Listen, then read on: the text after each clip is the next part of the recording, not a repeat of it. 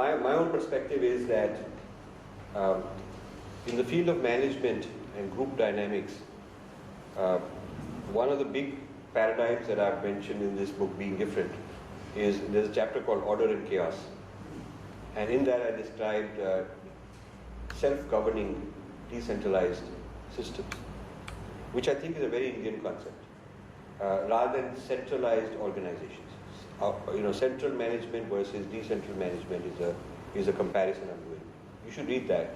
And I'm showing how the traditional Indian approach has been highly decentralized down to the village level, with no central authority sort of overseeing and dictating and commanding, whereas the Western system has been very command and control, centralized approach. There are some benefits to each. And there are areas where I would rather have some very orderly, disciplined, centrally governed thing. And there are areas where I would rather have more creativity and decentralization and not have a single point of failure. So that's an example which I have not fully developed it, but I've hinted at this and given quite a lot of information in this chapter. I think there's a lot of potential for that.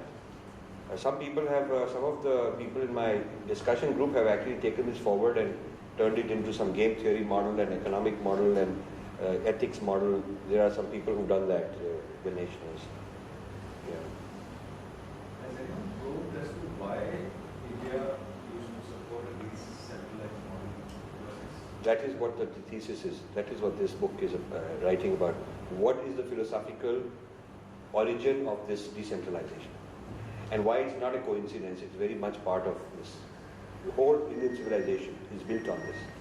Why it is so, the texts are like that, the stories are like that. Why it is so and what made the West institutionally very strong, centralized, authoritarian, what happened in their history, what are the defining milestones. This book tells you a lot about that. The whole thing is on that. When I say Being Different, that's the title. So I'm explaining what are the major differences and what's the origin, historically, philosophically, of these differences. Geographically also? Yeah, to some extent it's a product of geography, but I think it's largely a product of truth through a higher state of consciousness versus truth through a historical prophet. That is a very big difference. That creates many other differences.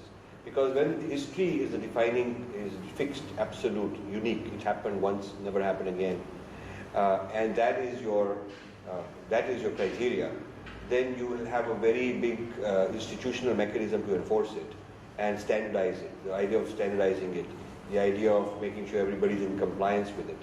Whereas if you have lakhs of people who are yogis and meditators and rishis, and they are starting little groups and having their own followers and whatnot, then the nexus of truth is a very local, present moment nexus, some enlightened guru you have. And the nexus of truth is not so much on some historical absolute.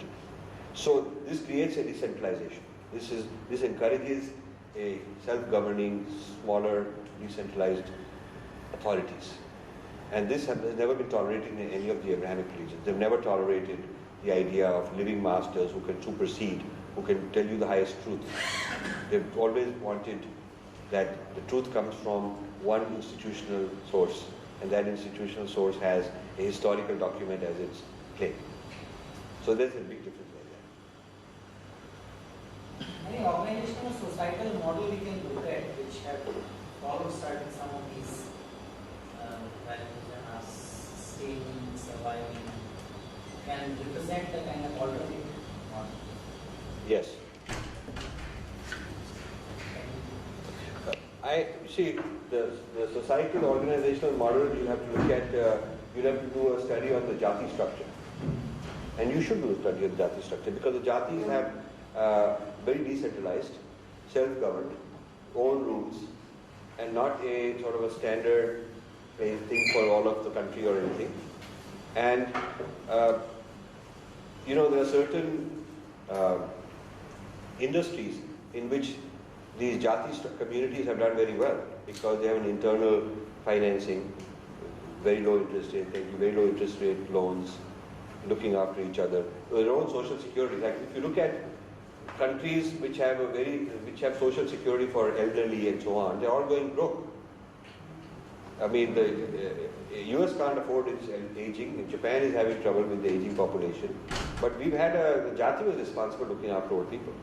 I mean, a community is responsible. The responsibility has been a very decentralized responsibility for a community to look after its people. So that has been now broken down in the name of secularism, and because it was abused and became caste system and stuff like that.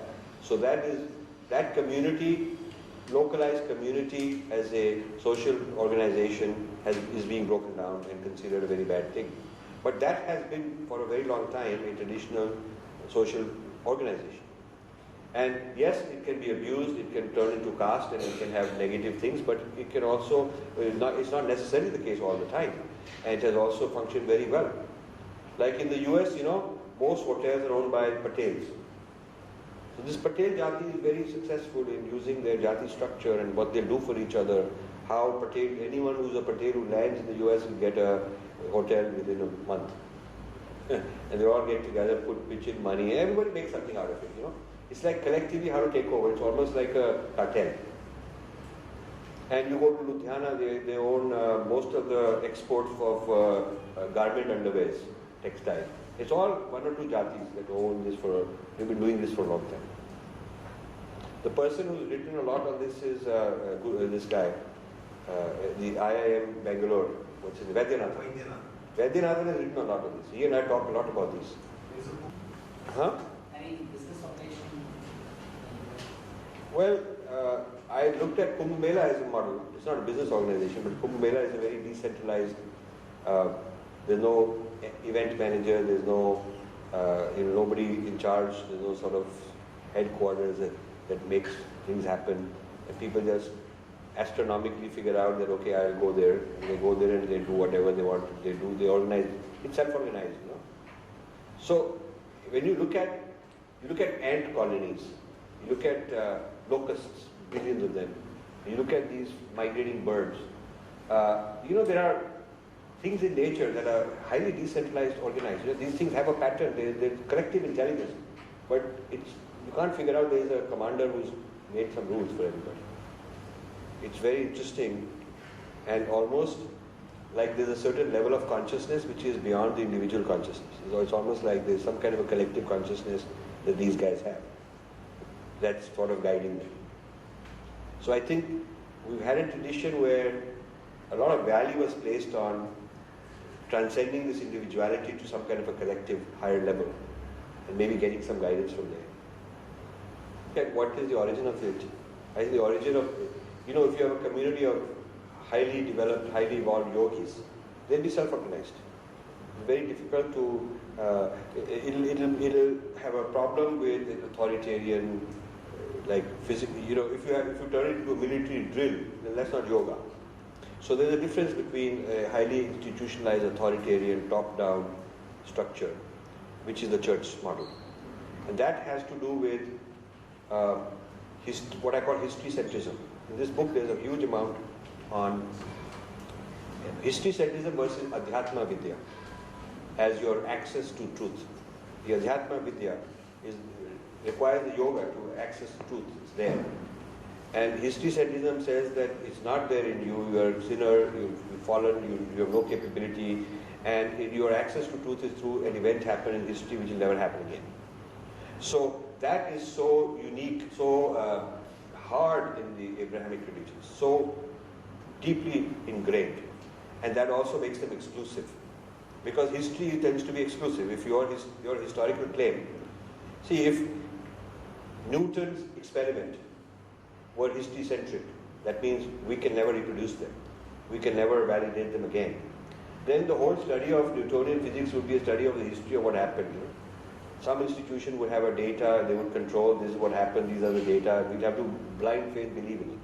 Because you cannot validate it, we cannot do anything like that here. So the history-centrism claim is a claim based on human beings not having a potential to discover, to experience as living beings, to have that kind of experience of their own.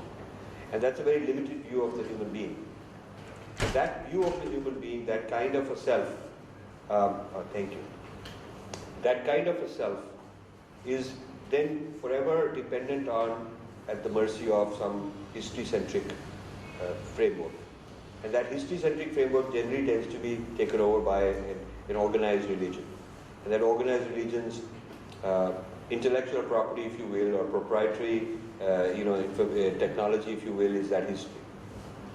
So the Adhyatma Vidya civilization goes in one direction, and the history-centric religion goes in another direction. And this also leads to ideas I've introduced of integral unity versus synthetic unity. The integral unity is an organic unity, and where the relationship between parts and wholes is symbiotic, and synthetic unities are forced together. So that synthetic unity also versus integral unity is another defining difference. And then that leads to order and chaos, attitudes towards chaos, uncertainty, unpredictability, flux is different.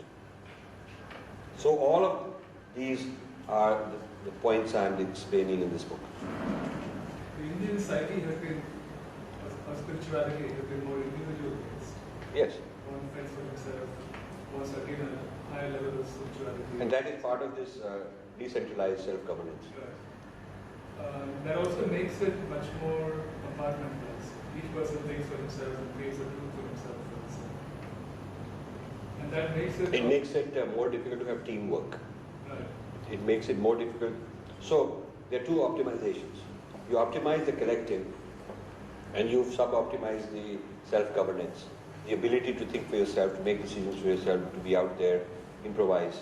So Indian music is improvisation, right? There's no conductor telling everybody to do this. We're improvising. So the Western music is not like that. So there are strengths both ways. Right. And usually these people who evolve don't want to take the time to package it for the common person to assimilate their own experiences. Right. That is where the U-turn comes, I think. Right.